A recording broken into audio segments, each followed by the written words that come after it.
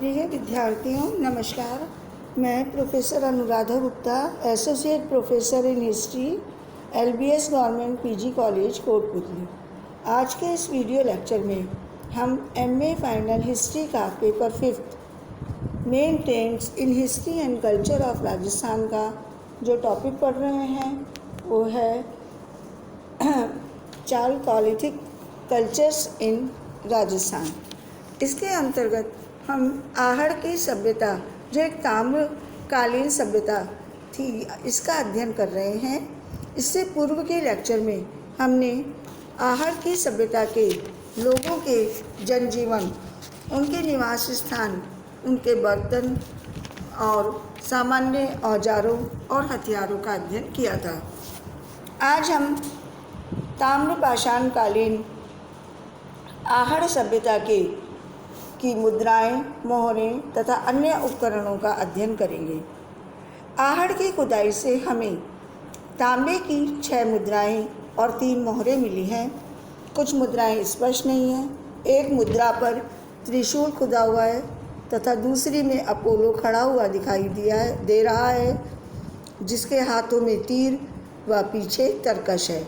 इस मुद्रा के किनारों पर यूनानी भाषा में कुछ लिखा हुआ है।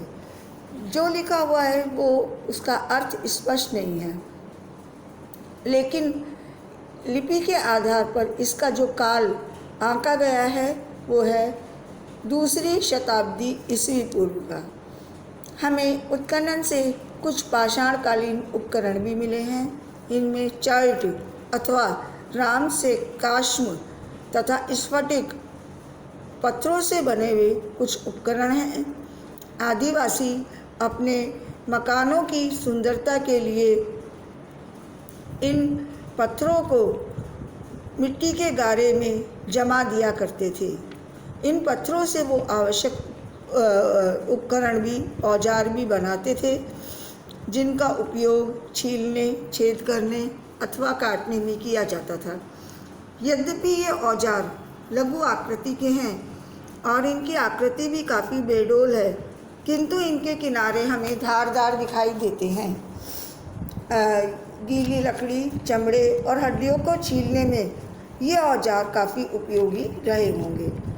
आहड़ से हमें तांबे की बनी हुई कुल्हाड़ियाँ, अंगूठियाँ, चूड़ियाँ तथा काफ़ी संख्या में ताम्र मल और ताम्र कलाकृतियाँ, तांबे की चादर भी प्राप्त हुई हैं। पुरातत्ववेत्ताओं का अध्ययन है कि उस काल में यह स्थान तांबे की वस्तुएं बनाने का एक प्रमुख केंद्र रहा होगा। सैंधव सभ्यता के प्रमुख स्थानों पर तांबा शायद राजस्थान के इसी क्षेत्र से भेजा जाता था। अपने समय में यह स्थान एक औद्योगिक नगर था, जहां पर ताम्र उद्योग प्रमुख व्यवसाय रहा होगा।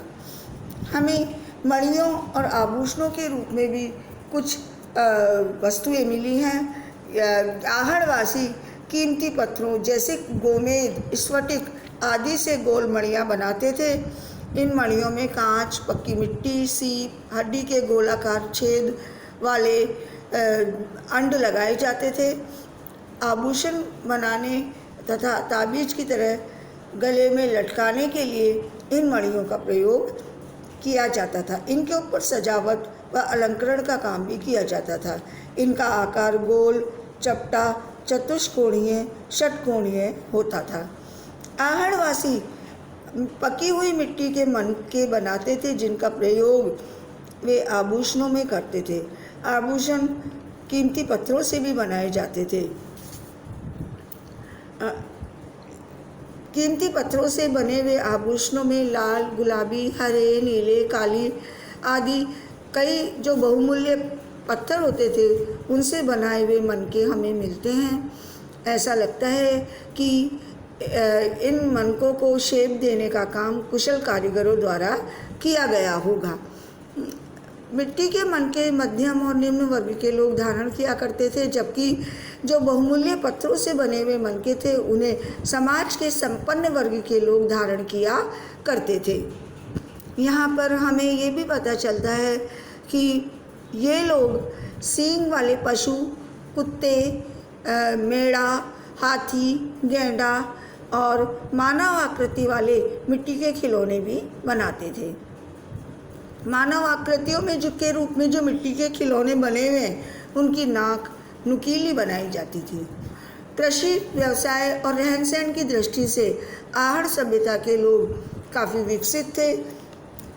ये कृषि करने की कला से परिचित थे। मिट्टी के बड़े बड़े भांड के अंतर्गत अनाज को संग्रहित किया जाता था।